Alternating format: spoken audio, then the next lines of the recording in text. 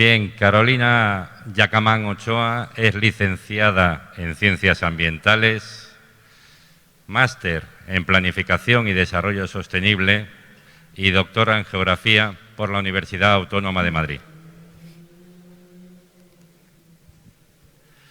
Su especialización e investigación se desarrolla en particular sobre la planificación y gestión de espacios agrarios periurbanos, la planificación alimentaria y la economía social y solidaria. Podemos destacar sus trabajos en proyectos como el desarrollo inteligente de la ciudad-región de Madrid, los sistemas de producción local de alimentos e indicadores de la diversidad en sistemas dinámicos de tierras del área mediterránea o los paisajes patrimoniales de la España interior.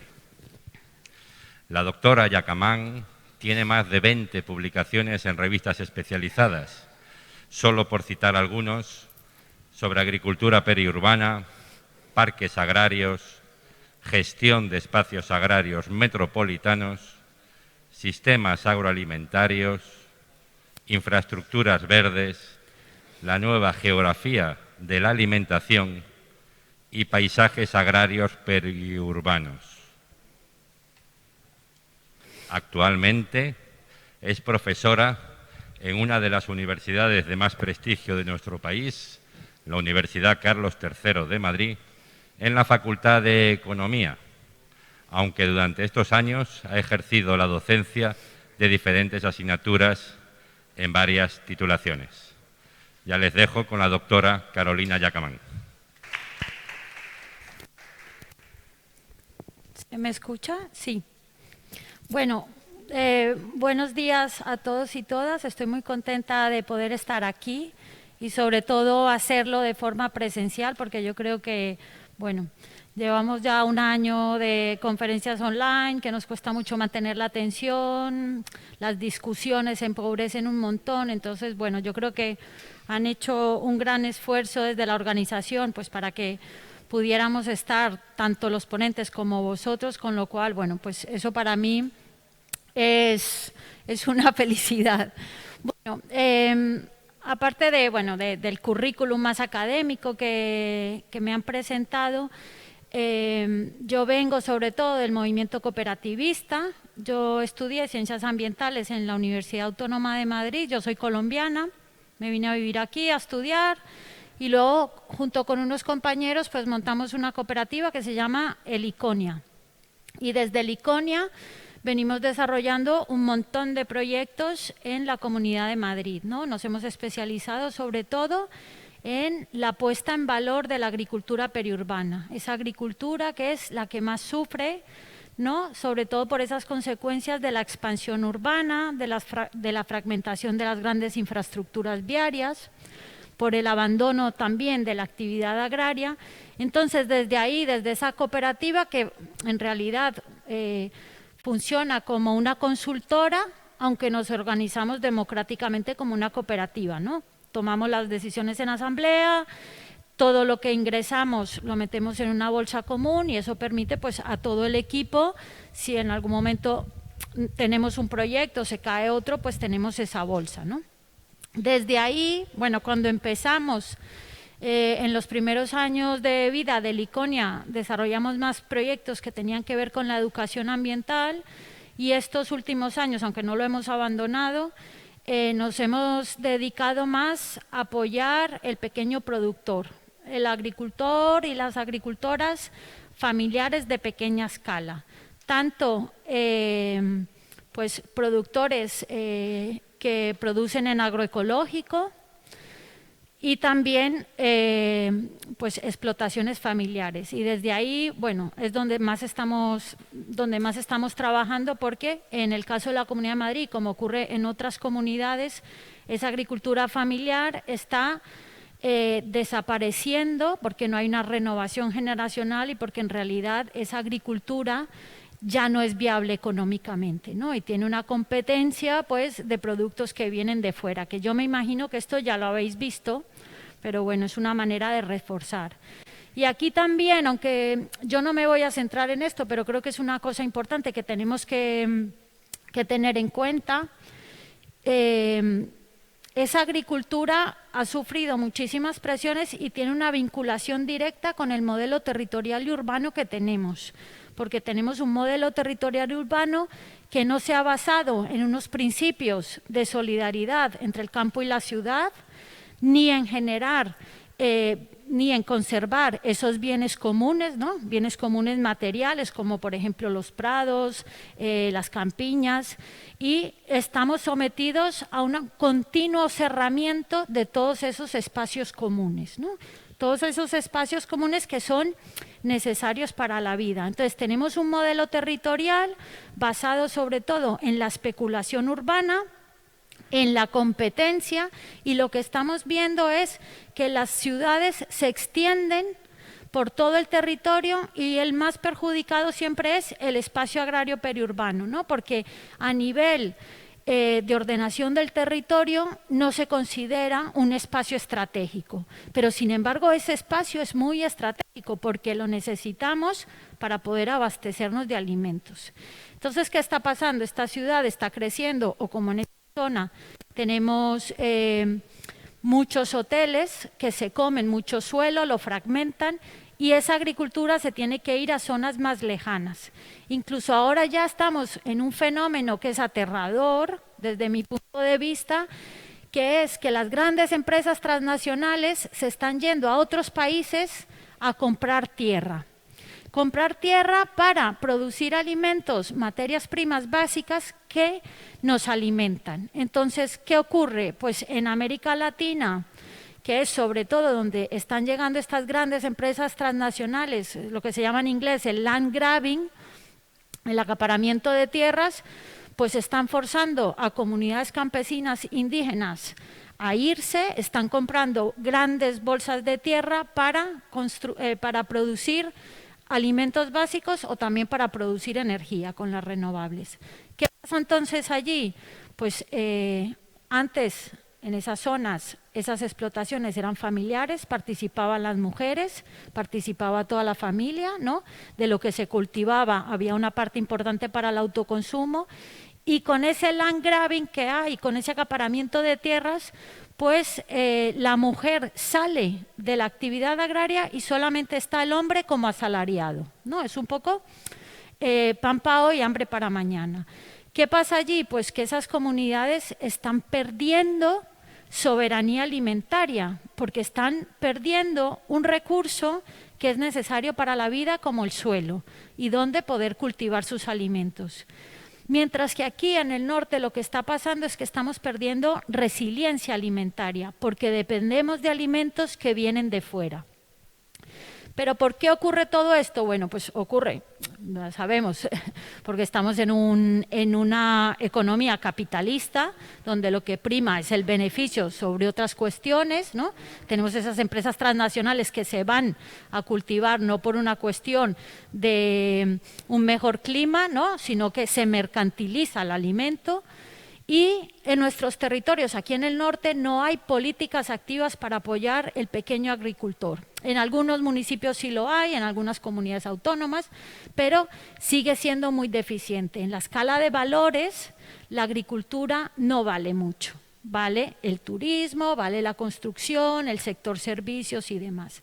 Entonces, el fenómeno que está pasando, si miramos los mapas que luego os los puedo, si nos queda tiempo, os doy la referencia de un artículo que acaba de salir en Nature, muy interesante, que muestra cómo en el norte el suelo agrario se está convirtiendo en matorral, porque tenemos una regresión evidente de la actividad agraria, y lo que está pasando en el sur es que se está deforestando y se está cultivando, ¿no? Entonces, esto se llama la expansión de las fronteras agrícolas, ¿no? La expansión de las fronteras agrícolas del norte al sur.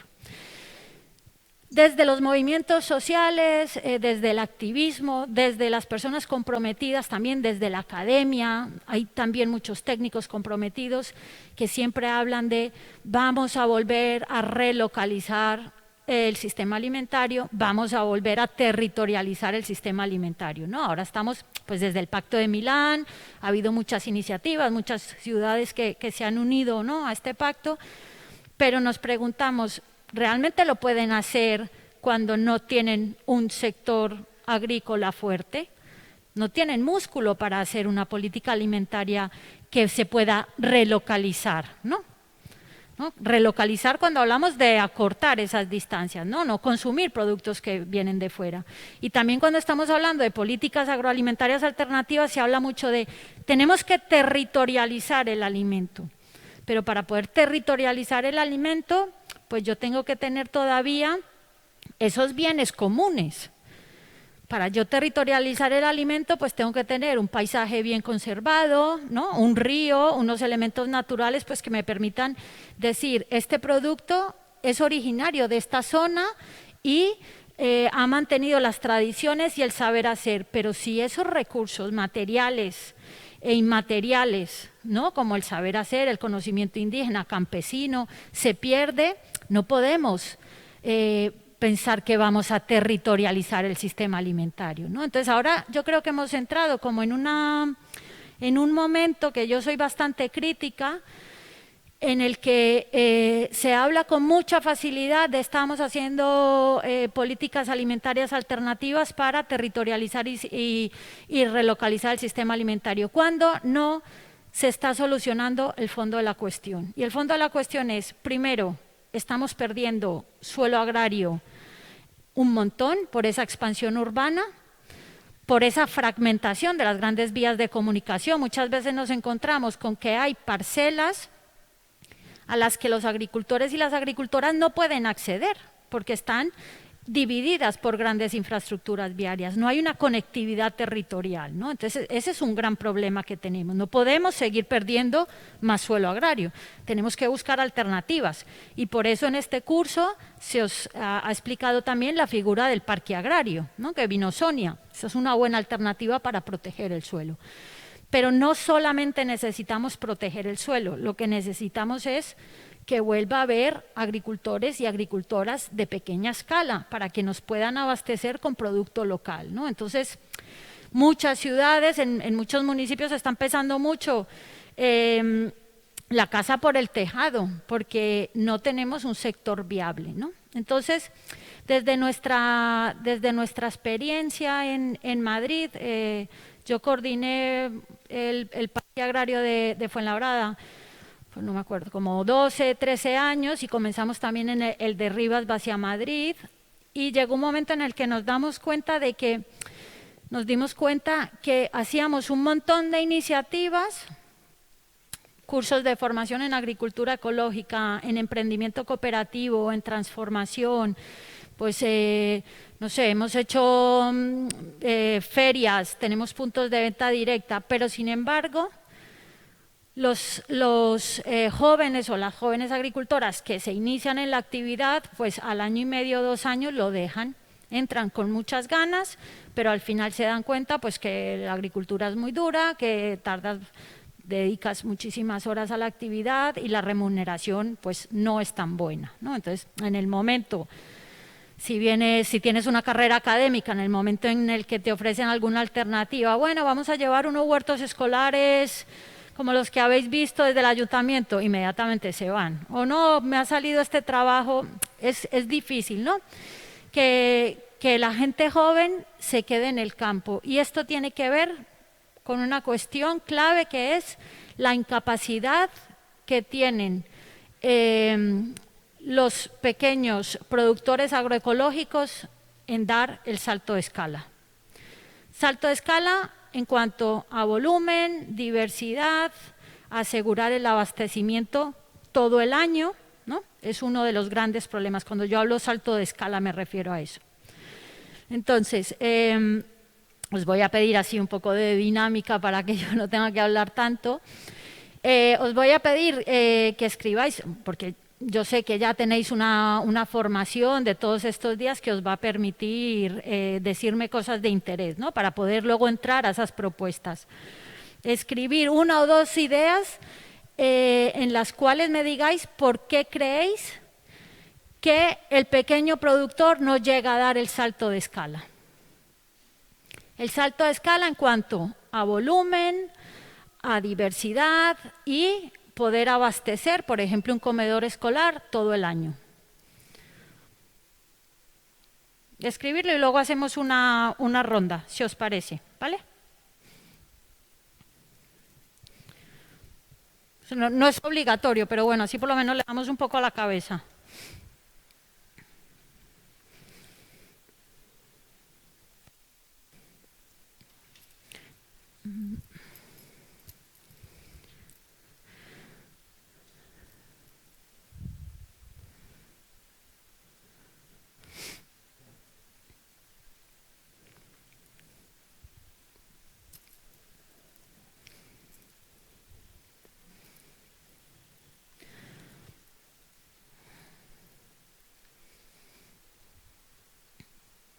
Y vamos a intentar analizarlo desde todas las perspectivas, o sea, el agricultor o la agricultora que abastece a través de grupos de consumo, o un comedor escolar, o tiene una CSA, o no sé, o solamente vende en ferias y mercados, porque hay muchos tipos, ¿no?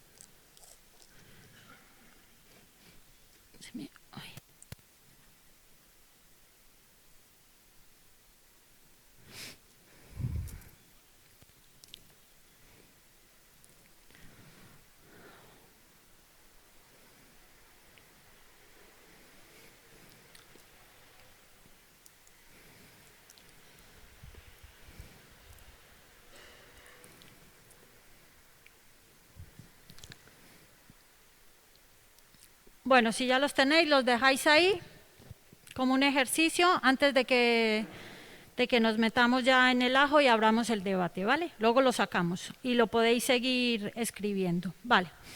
Bueno, pues entonces a mí me han invitado, después de hacer así como este marco general, a centrarme en el potencial de los centros de distribución logística asociativos para el impulso de los pequeños productores. Este es el nombre en castellano y usualmente se le llama food hubs, porque fue en Inglaterra donde se han iniciado y en Estados Unidos sobre todo, es donde más experiencias hay y además experiencias muy potentes, ¿no? Que ya trabajan en red, que abastecen con un gran volumen.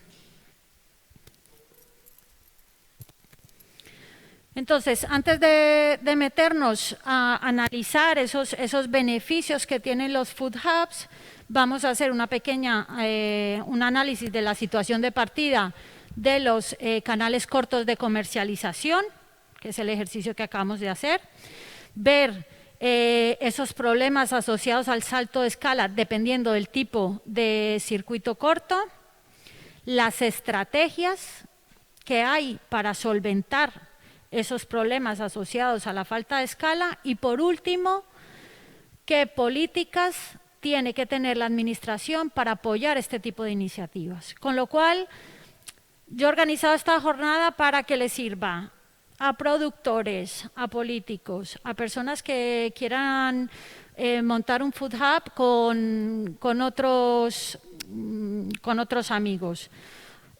O consultores, ¿no? que puedan desarrollar. O sea, esto aquí la mira es bastante amplia. Entonces, vamos allá con esa situación de partida. Vale. Bueno, sabemos que todas las iniciativas relacionadas con el circuito corto alimentario tienen un gran potencial de innovación social. ¿A qué me refiero con innovación social? Innovación social es cuando nos juntamos entre varias personas y bajo un objetivo común buscamos ideas para mejorar. No estoy hablando de un producto de mercado, estoy hablando más de formas organizativas que hacen que yo también pueda ser competitivo, transformador y diferente, ¿no? Entonces, la mayoría de las iniciativas agroecológicas, a pesar de que tienen una alta capacidad de innovación social, ¿qué es lo que le pasa a las iniciativas agroecológicas? ¿Quién me puede decir? ¿Por qué no tienen ese salto de escala? ¿Cómo?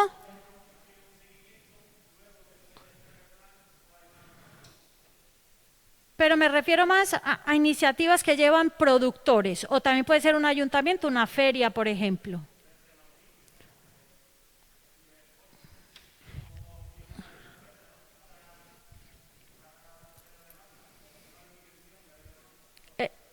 Ahí le has dado en la clave. ¿Escucháis todos o pedimos el micrófono?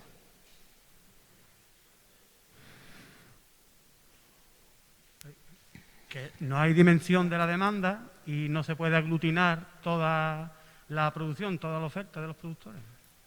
Y claro, y el tema logístico es súper complicado. Esa es la clave. Sí, ¿algo más? ¿La compañera?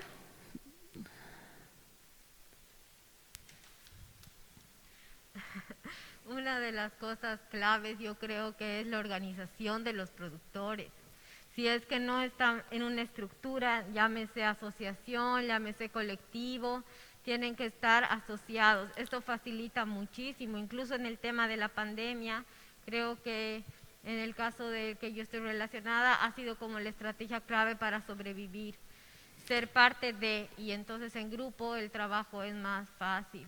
Bueno, luego está la conciencia del consumidor, pero creo que sin ese paso de organización entre productores no se puede avanzar.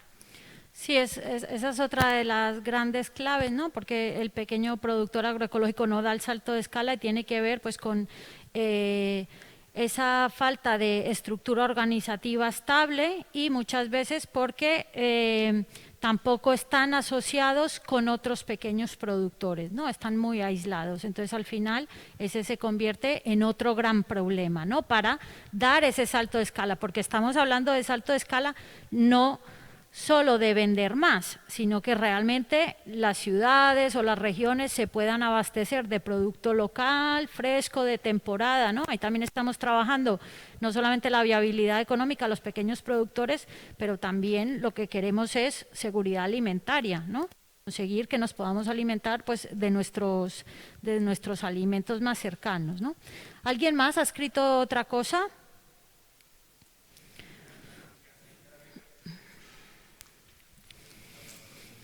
La planificación también, es decir, es necesario planificar los productos porque si no, no puede llegar que tengamos mucho de algo, nos falte otra cosa. Sí, la falta de planificación es otro gran problema, ¿no? Y esto lo cuentan mucho los pequeños productores, que en el verano tienen muchísima cosecha, la gente se va de vacaciones y no saben qué hacer con esa sobreproducción. Eso es otro de los grandes problemas porque no hay una planificación adecuada, ¿no? ¿La compañera?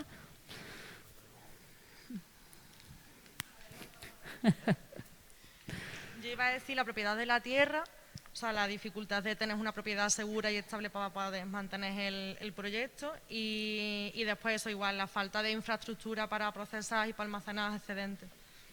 Bueno, lo sabéis todo, tenéis un 10 en el curso. Estáis dando con las claves. Efectivamente, el acceso a la tierra es fundamental, ¿no? Tenemos el problema de que ese espacio agrario periurbano, entre más próximo está la ciudad, pues más caro es, sobre todo porque está esa necesidad de especular de los propietarios que creen que van a reclasificar el suelo en cualquier momento, con lo cual pues eso incrementa los costes fijos, ¿no?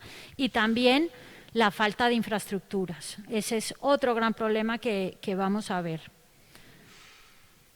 Y no hay un elemento dinamizador, ¿no?, en los circuitos cortos, como ya sea algún grupo alternativo, una asociación que basado en la economía social, colaborativa, que conecte con el consumidor final, en circuitos cortos, cadenas cortas, no circuitos cortos, cadenas largas.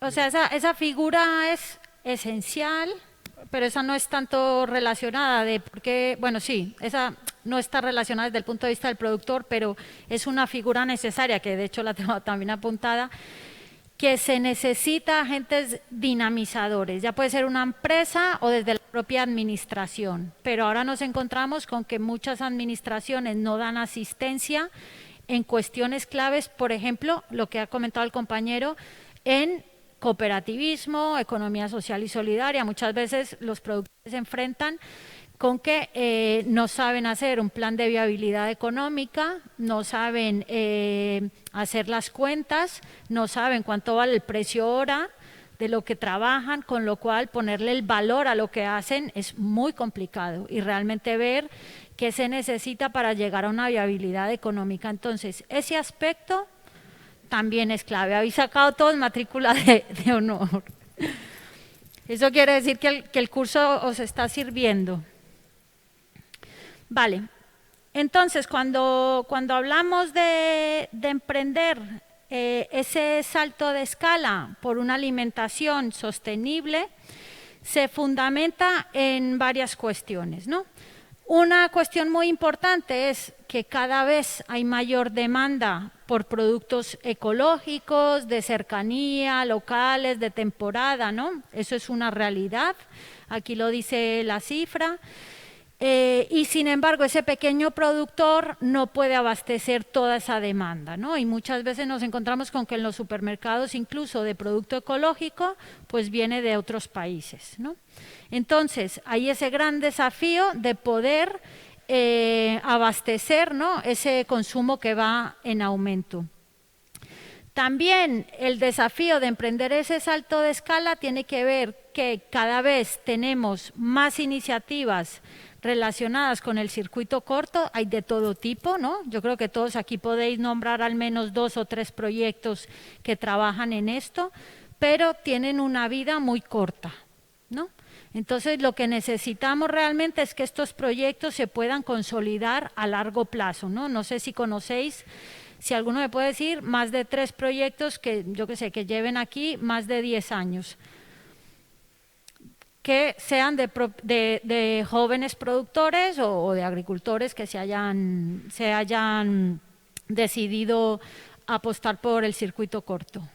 Hay muy pocas iniciativas porque hay muchas, muy variadas, muy innovadoras, pero lamentablemente su periodo es 2, 3, igual 5 años, que van a ir resistiendo pues con unos salarios, incluso muchos ni siquiera sin darse de alta, ¿no? Entonces, bueno, este es otro de los desafíos que tenemos, pero también tenemos que argumentarlo desde la perspectiva ambiental. La agricultura es uno de los sectores económicos pues que más generan gases de efecto invernadero, ¿no? Y ahora hay pues muchas políticas, muchas iniciativas que están intentando pues reducir la huella de carbono. Pues una manera es reducir la distancia, ¿no?, entre esos alimentos de producción y consumo, pero también es pues apostar por unos cultivos con residuo cero, ¿no? Entonces, en este sentido, esto nos sirve para justificar el por qué debemos de buscar políticas que apoyen estas iniciativas, ¿no? Sobre todo, pues ahora lo estamos viendo, no sé, lo leí,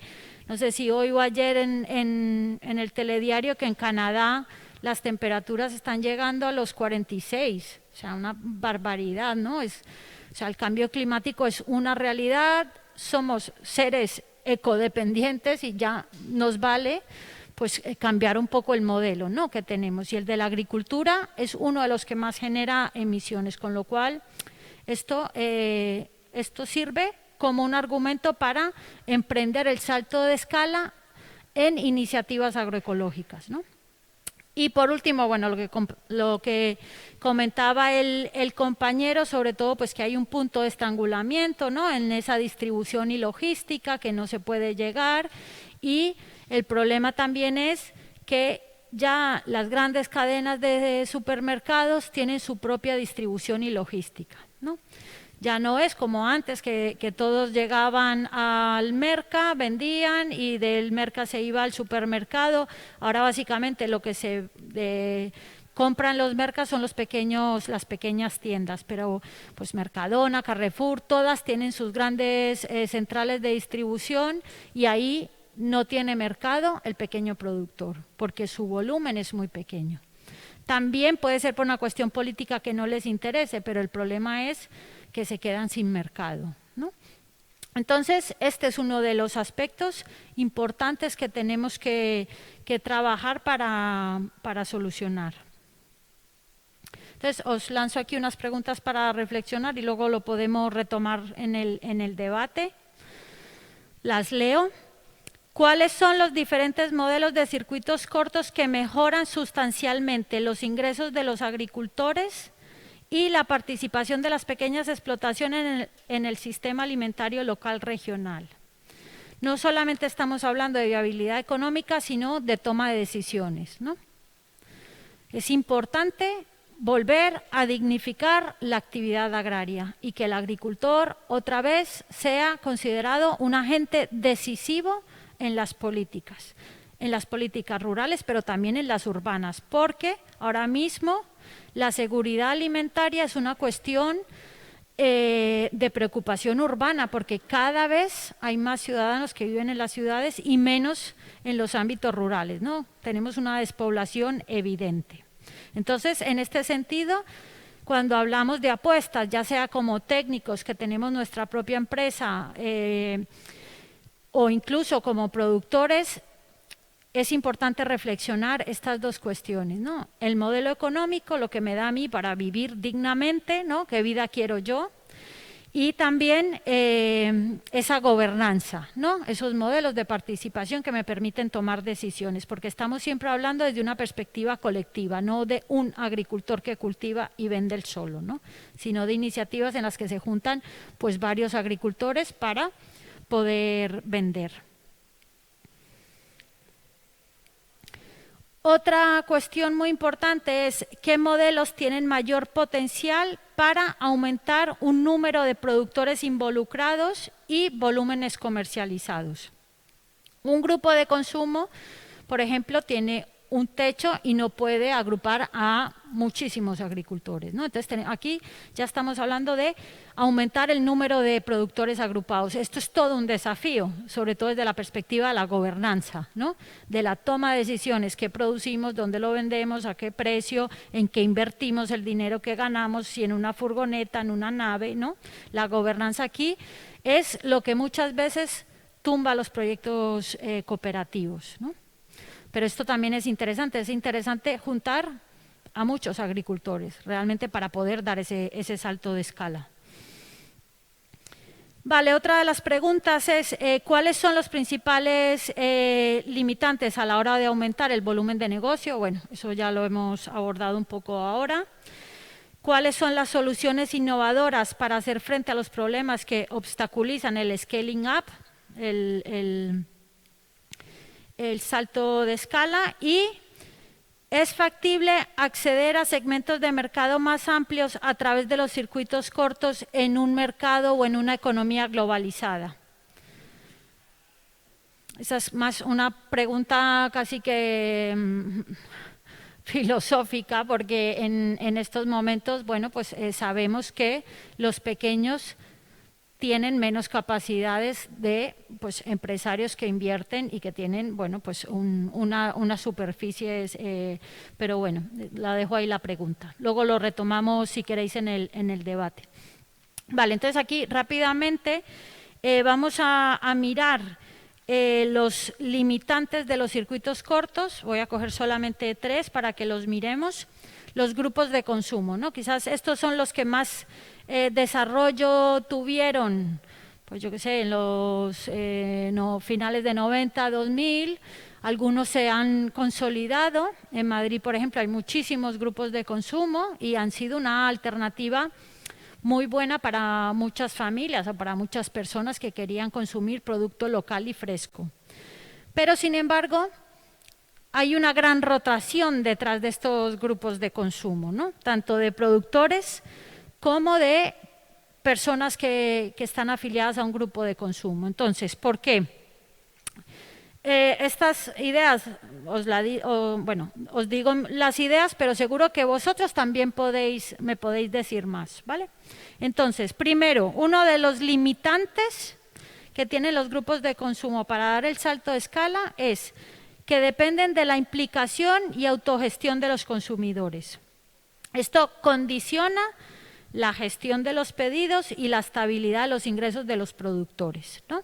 Porque muchas veces es, estoy petada de trabajo, no puedo ir a hacer el turno, o cada vez se me está haciendo más difícil, ¿no? Necesitas un compromiso real, y muchas de las personas que están en los grupos de consumo son personas que son muy implicadas, o sea, que son personas que realmente se creen la transformación agroecológica, y con lo cual eso excluye a ciertos segmentos de la población pues que no están tan politizados, por así decirlo.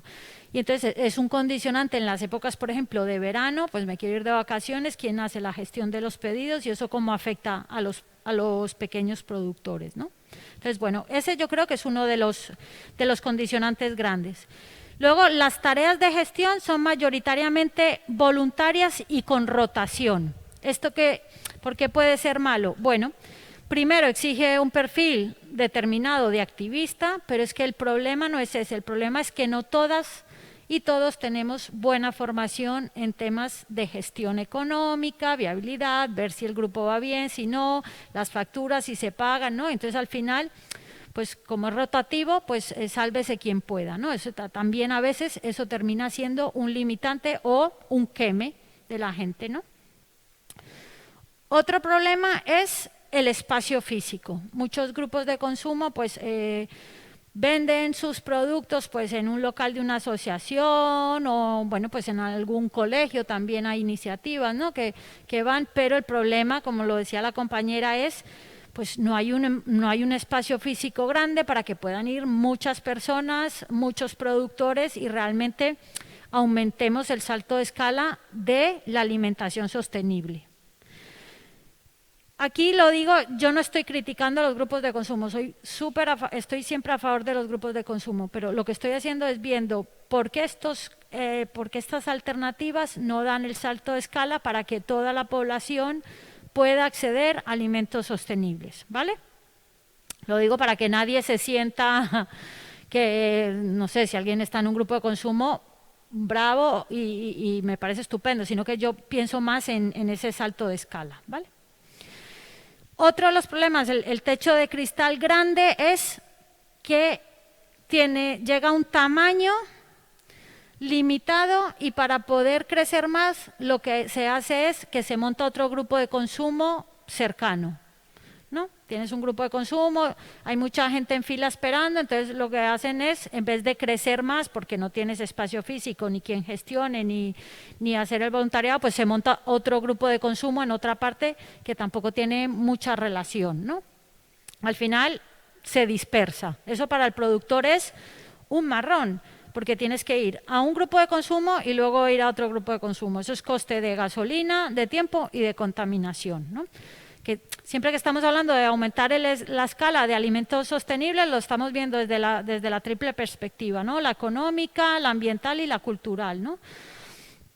Y otro de los grandes problemas es que los grupos de consumo en general se mantienen en base a relaciones informales. Es decir, casi nunca se consolida vamos a montar una cooperativa con unos estatutos y nos vamos a comprometer a estar aquí, sea viable o no sea viable. No, en general esto da bastante fragilidad al grupo de consumo, pero también al productor, ¿no? No se llega a formalizar en una cooperativa. Perdón, ¿alguien quiere aportar algo con lo que acabo de comentar? Si está de acuerdo, en desacuerdo.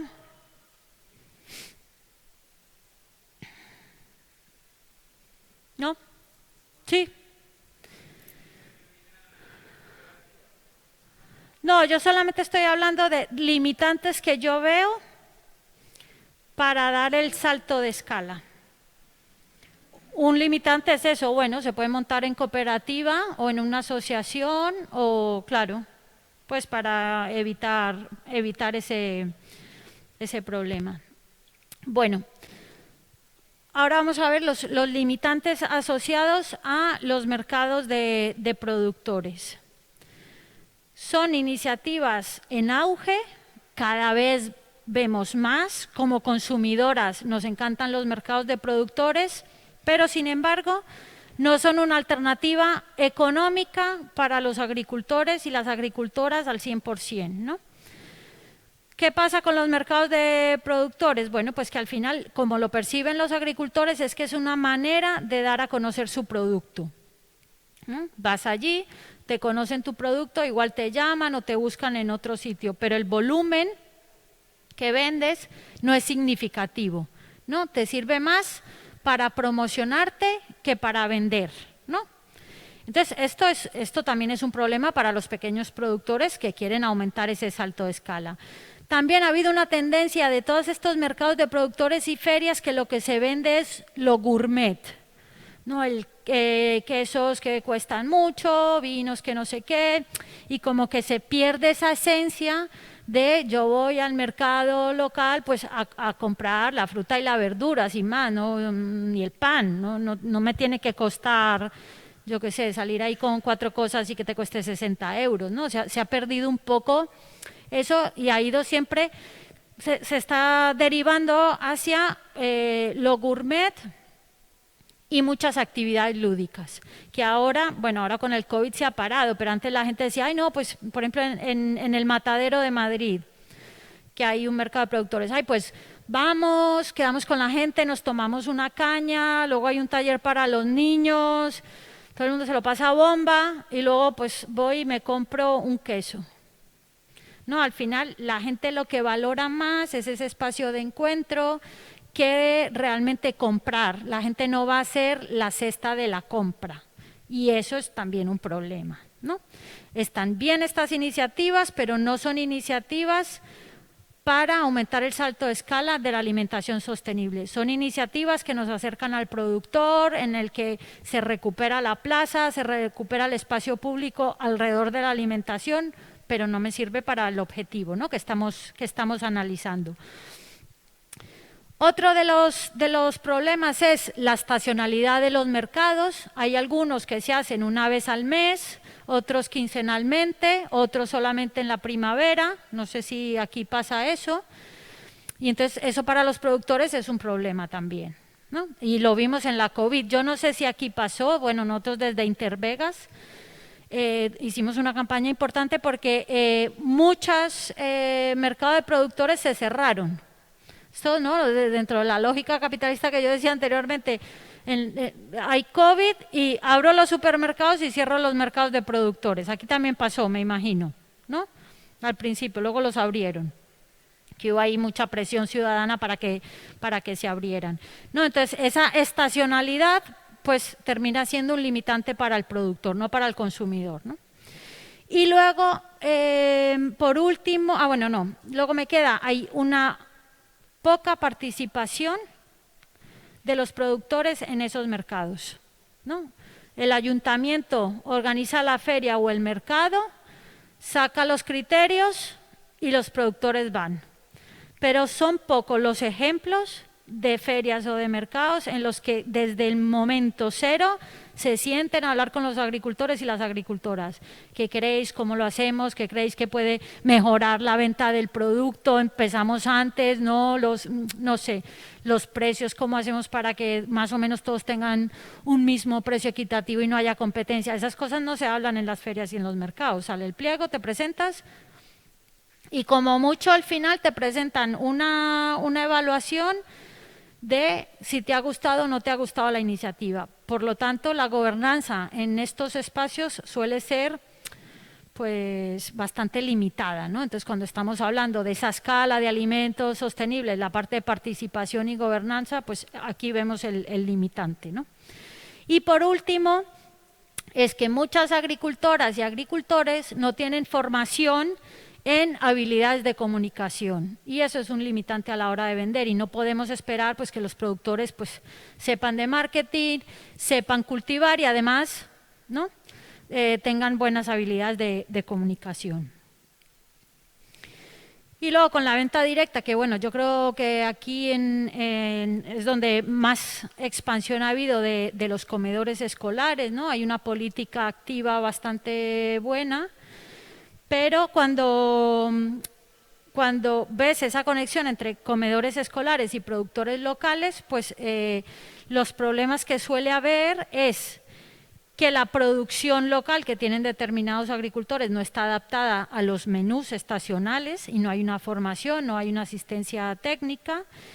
Luego hay escasa diversidad en la producción local y luego hay poca capacidad para suministrar de forma eficiente todo el año y con variedad. Hay muchos comedores escolares que están interesados en que se abastezca de producto local, pero cuando hablan con los productores lo que no va a ser un comedor escolar es que vengan 20, que el uno le trae la lechuga, el otro le trae el no sé qué, el otro el no sé qué y el otro el yogur, ¿no?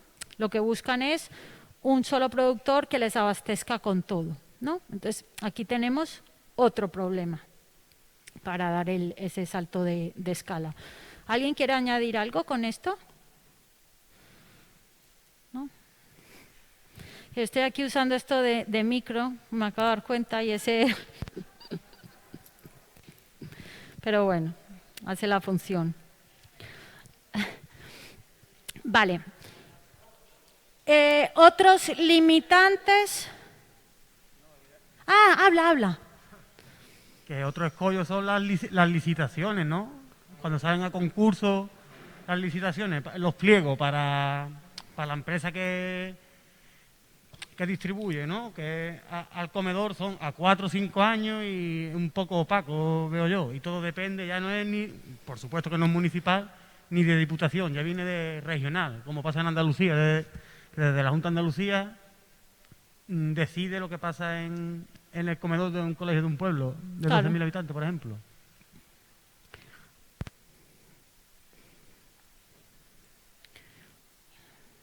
Está apagado, ¿no? Ah, no, ahora. A mí lo que me faltaba en las limitaciones de los mercados de productores, en mi caso personal, es que como te cuadre que un fin de semana llueve, te quedas con todo el producto cortado ahí mirando para el cielo. O que sea verano y haga un calor horrible, por ejemplo. Sí. O que haya una fiesta en el pueblo al lado. O sea, al final también eso es una limitación bastante importante. Esa es una limitación importante, la voy a añadir. Gracias. Pues en mi caso, yo soy de la isla de La Palma, la producción es muy pequeña, hay bastantes mercadillos del agricultor sobre todo, pero falta mucha conciencia de cooperación. En general están todos peleados, son 4 y se están peleados entre ellos, entonces es imposible llegar a esa gobernanza que tú planteabas porque es que ni siquiera entre ellos se ponen de acuerdo. Entonces es un factor, yo creo que en nuestro caso es el factor más limitante para esto. Uh-huh.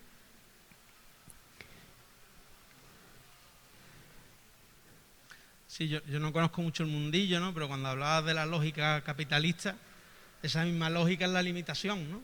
Entiendo yo. Es como que al final es una propuesta que no interesa al sistema y no sé si formalizar esto dentro del sistema es la mejor opción tampoco. O sea, no sé si a lo mejor, cuando hablabas un poco de un activismo político, ¿no? Yo creo que a lo mejor tiene que estar más asociado a ver cómo escalamos dentro del sistema, pues a lo mejor hay que salirse del sistema y entender que cuanto más se haga esto fuera del sistema, mejor podrá ir, no sé cómo, ¿no? Pero que tiene que ser como algo más quizás revolucionario, que el objetivo no sea tanto la producción, sino que es que entiendo que tiene que estar, tenemos que comer de ello, ¿no?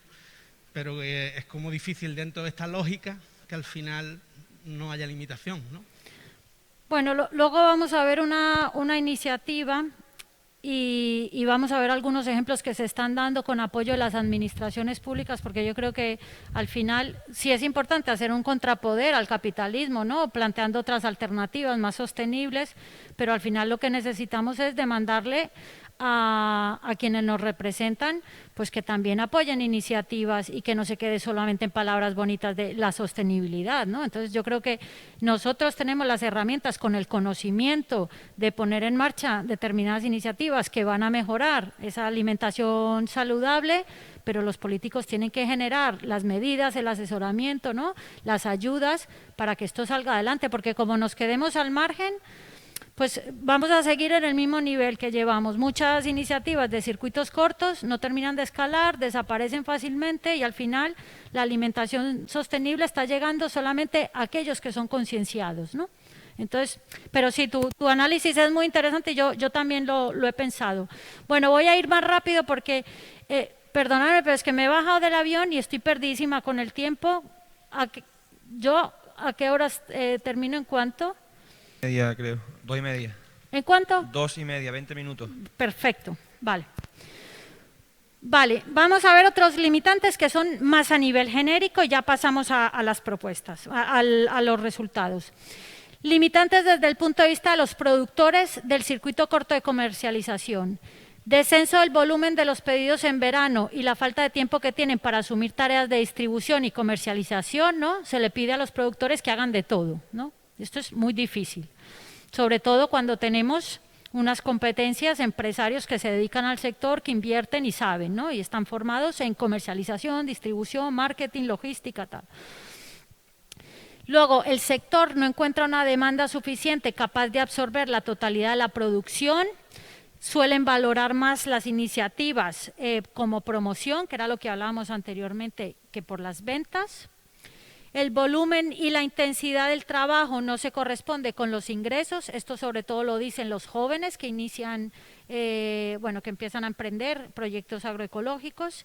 Y las motivaciones y las demandas de los consumidores se centran más en criterios de diversidad, lo cual puede chocar muchas veces con la estacionalidad, ¿no? Entonces ahora vamos a ver, más adelante en mi exposición, que es mucho mejor crear redes de cooperación con otros territorios que sí tienen producción de otras cosas que ponernos a producir porque realmente no es eficiente a nivel ecológico, ¿no? Entonces, bueno, todo esto que yo os estoy contando no viene de leer revistas científicas, sino que esto ha sido un largo proceso de investigación que hemos llevado desde mi cooperativa, desde nuestra cooperativa. Nosotros presentamos un grupo operativo estatal para investigar el salto de escala y cómo poner en marcha un food hub, ¿no? Un centro de distribución logística asociativa.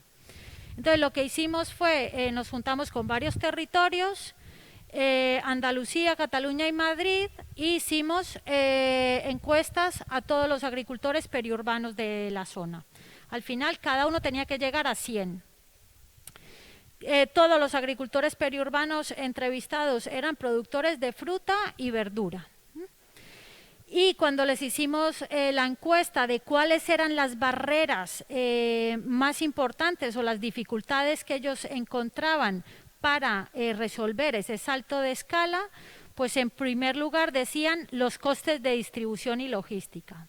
Esto está asociado con que en general el pequeño productor agroecológico lo que hace es que tiene diferentes puntos de venta, ¿no? Tiene pues varios grupos de consumo, a veces vende a pie de finca, viene y va, pero todos esos puntos están muy dispersos, con lo cual al final es el reparto en la furgoneta que contamina muchísimo porque están de aquí para allá, consume muchísimo tiempo y tiene un coste altísimo para un pequeño productor, ¿no? Entonces ellos dicen que este es el peor limitante que tienen, ¿no?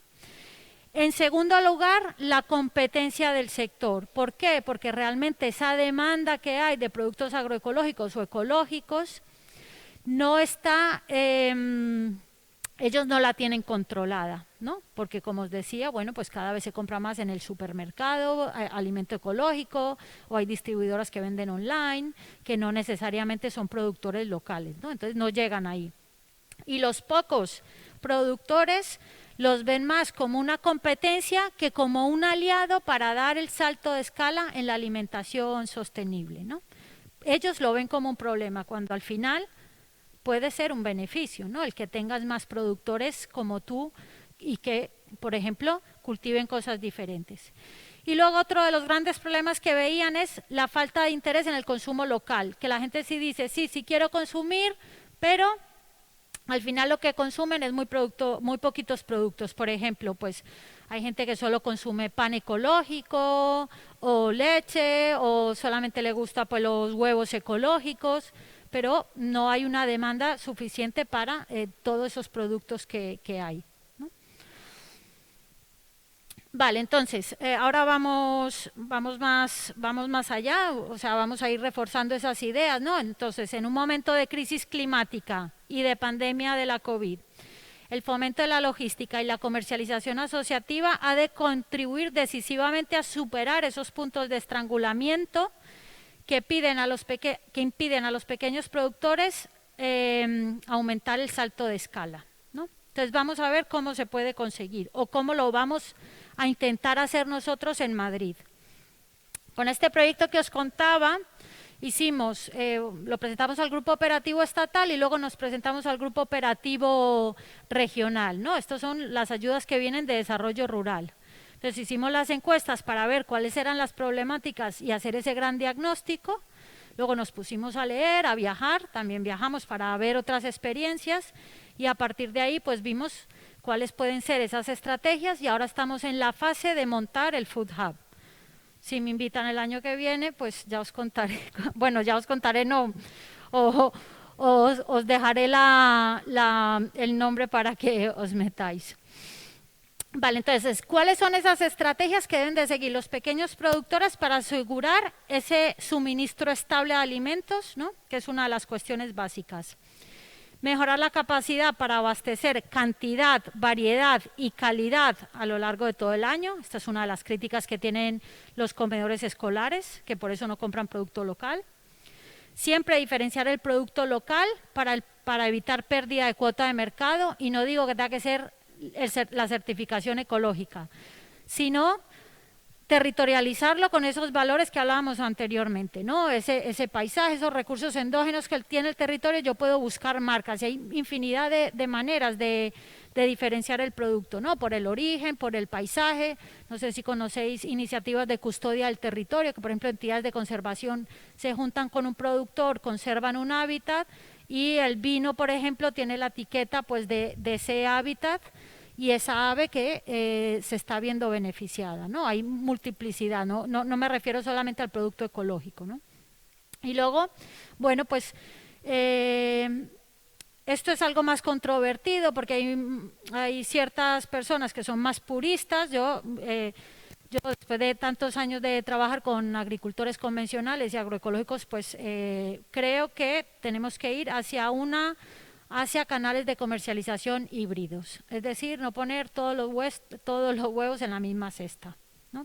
Porque llega una crisis, llega una pandemia, pasa algo y no podemos depender solamente de un modelo, ¿no? Entonces es interesante, sí, que busquemos modelos de gobernanza, que busquemos modelos cooperativos entre varios productores, pero que no vendamos a un único cliente ni nos basemos la estrategia en un único sector, ¿no?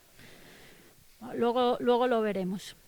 Vale, entonces ahora sí ya vamos a entrar en materia, ¿no? A definir qué son los food hubs. Los food hubs hay muchísimos tipos. En Estados Unidos podemos encontrar desde empresas privadas a empresas públicas, cooperativas también. Entonces os voy a explicar. Al final un food hub yo tengo un centro de distribución logística, que es una empresa, tiene que tener un CIF, tiene que tener una fórmula, ya sea asociación o cooperativa o un SL, ¿no? Esto depende de la gobernanza de quienes estén detrás. Y lo que hace es manejar activamente la centralización, centraliza la distribución y la comercialización de pequeños productores en un espacio físico, ¿no? Esto es un poco pues como se hacía antes en las lonjas, ¿no? Que llegaban todos los productores, o lo que puede ser una cooperativa.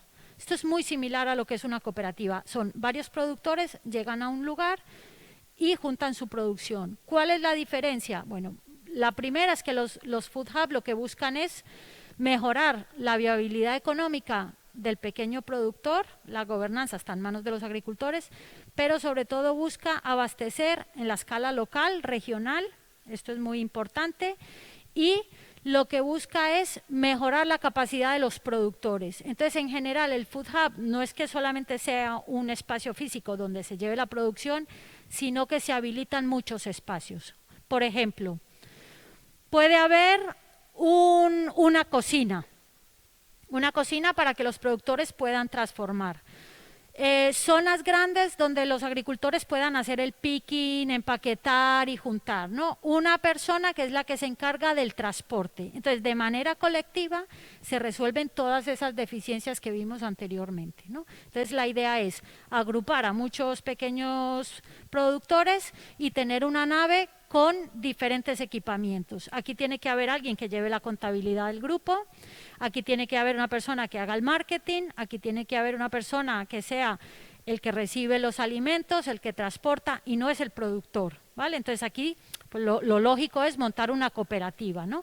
Y tener varios puntos de venta. Se dice que es estratégico que los food hubs se orienten a abastecer principalmente y no exclusivamente los comedores escolares, ¿no? Desde ahí, desde ese punto, ¿no? Entonces, aquí tenemos una gráfica, pero no hay tiempo para explicarla, ¿no? Las funciones que tiene, aquí vemos, bueno, pues cómo llegan los pequeños productores, se agrupa en un sitio y todas las funciones que tiene que tener. Lo interesante de los Food Hub es que además buscan conectar el alimento con la ciudadanía, es decir, que esa cocina que se utiliza para los productores también lo puedan utilizar los vecinos y las vecinas. Que haya aulas para la formación, tanto para los productores como para los y las vecinas. Entonces, al final se convierte en un centro de innovación en torno al alimento, donde puedas recibir charlas, donde, por ejemplo, puedes montar grupos, comunidades de aprendizaje, que se juntan, pues, AMPAs, productores, familias y debatir cómo hacemos para que ese producto llegue, ¿no? Entonces, es un espacio en el que solamente no se basa para agrupar el producto, sino para generar innovación social, ¿no? Lo que hablamos anteriormente de buscar fórmulas organizativas para dar el salto de escala en la alimentación saludable. Entonces, hay food hubs en Estados Unidos que te encuentras, pues que tienen un bar, que tienen un punto de venta físico, que tienen aulas formativas, a unos más básicos, ¿no? Puedes tener incluso un museo para que los niños vayan a ver lo que se produce y cómo se consume. Entonces, es desde esta triple perspectiva, la sostenibilidad, la social y la económica, ¿no? Bueno, las funciones coordinan la centralización, distribución y comercialización de productos alimentarios de origen local, articulan la cadena alimentaria. Muy importante, consideran los productores como socios comerciales valiosos, no simplemente es como en muchas cooperativas que se lleva el producto y luego se vende. Aquí lo que se busca es trabajar la gobernanza, ¿no? La transformación. Colaboran estrechamente para planificar, lo que decía el compañero anteriormente, muchas veces no se planifica. Desde el Food Hub no es que cada productor lleve su producto, es que hay un técnico que dice, bueno, tenemos 5 comedores escolares, esto es lo que nos demanda el comedor escolar, entonces vamos a organizarnos y a planificar. Tú, que tienes más experiencia sembrando patata y no sé qué, el otro tal, entonces la idea es planificar entre todos para aumentar la variedad de productos que tenemos, ¿vale?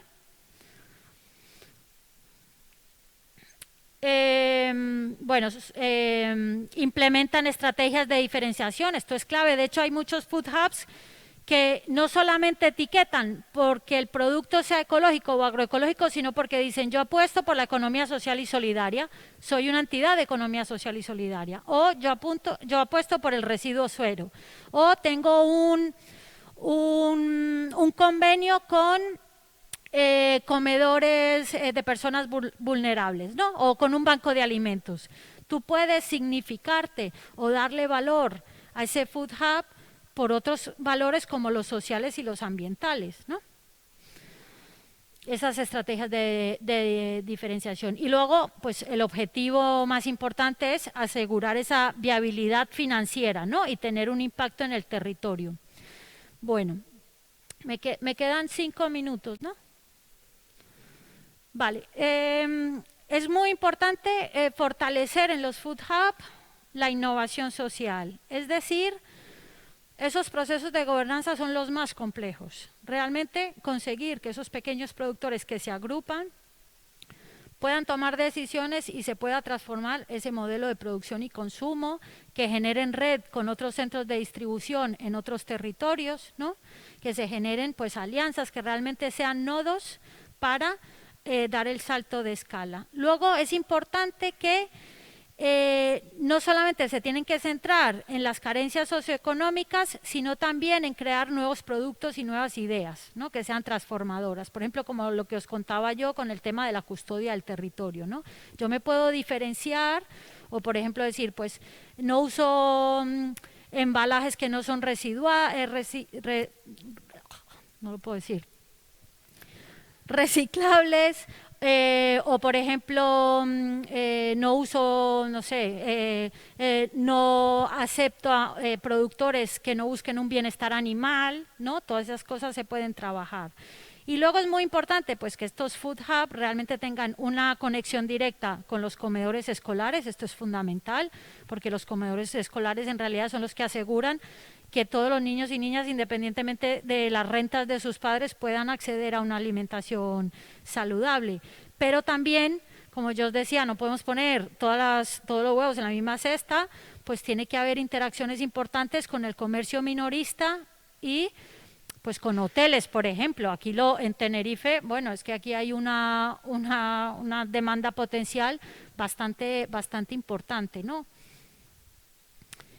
Bueno, sí, esto ya lo comenté sobre la innovación social. Importante no focalizarse solamente en mejorar esa renta, sino en buscar estrategias cooperativas, ¿no? Generar alianzas y agruparse sobre todo para poder tener nuevos nichos de mercado y poder tener pues mayor negociación, poder de negociación. Muy importante siempre vincular todos los alimentos con la identidad de cada territorio, ¿no? Cuando hablamos de territorializar el sistema alimentario y que nos están robando, ¿no? Esos bienes comunes, pues desde ahí es una manera también de fortalecerlos, ¿no? Y luego, muy importante, mejorar la eficiencia energética y ambiental. Bueno, para esto se dice, voy a ir rápidamente, esto es para los políticos. Cogimos y entrevistamos a todas las iniciativas que están trabajando con centros de distribución y logística y nos hicieron como un semáforo cuáles eran para ellos los más importantes, las políticas que ellos necesitan de manera urgente. Primero, apoyo a la financiación de infraestructuras, instalaciones y de capital fijo. Cuando emprendes no tienes tanto capital para poner, ¿no? Entonces ellos dicen que este es un gran problema. Entonces que buscan que por lo menos en los primeros años de vida se cedan infraestructuras públicas. En Valencia lo están haciendo, en Mercavalencia han cedido una zona para que los productores tengan allí su propio espacio logístico, ¿no? Entonces, y que no tengan que alquilar esa infraestructura. Esto para los primeros años. Contratación, lo que decía el compañero, contratación de personas dinamizadoras de procesos participativos y de la gestión del centro logístico, que ya os decía yo, uno de los grandes problemas por los que se rompen muchos proyectos cooperativos es porque no hay buenos dinamizadores para la toma de decisiones, para ver que todos los intereses estén recogidos y demás. Entonces, el papel del dinamizador, que seguro que podéis ser muchos de vosotras y vosotras, es esencial porque los productores y las productoras muchas veces no tienen estas herramientas, porque esto no lo estudiamos, ¿no? Bueno, si esto lo de los mercados, acompañamiento técnico y formativo, sobre todo en temas empresariales, de aspectos jurídicos, de aspectos de reglamentación sanitaria. En Madrid ayudamos desde un proyecto europeo que teníamos a un centro de distribución logística que se llama Madrid Kilómetro Cero y estuvieron 1 año y pico viendo cuál era la reglamentación sanitaria, que sí se podía, que no se podía. No sabemos eso. Entonces necesitamos un técnico que realmente nos dé apoyo, ¿no? El productor no puede estar gastando tiempo. Bueno, ¿esto a quién va dirigido? Vale. Cuando decíamos que hay muchos costes asociados a el transporte y el impacto ambiental, es muy importante que haya medidas desde los programas de desarrollo rural para el impulso en la digitalización, es decir, que tengamos herramientas de digitalización para mejorar el transporte, que me digan, tienes que ir aquí y agrupar ¿no? También para la gestión de los pedidos, para medir la huella de carbono, que puede ser algo para diferenciarte de otras cooperativas, por ejemplo, y esto no se suele apoyar. En los programas de desarrollo rural no suele haber dinero para que tú inviertas en herramientas, ni dinero para que te enseñen a usarlas.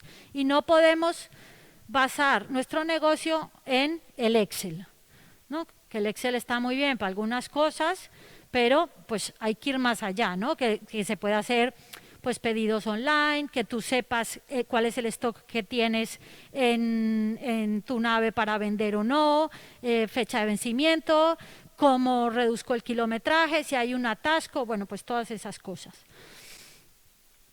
Y por último, bueno, pues sobre todo es muy importante la concienciación, ¿no? Que haya campañas de promoción y sensibilización.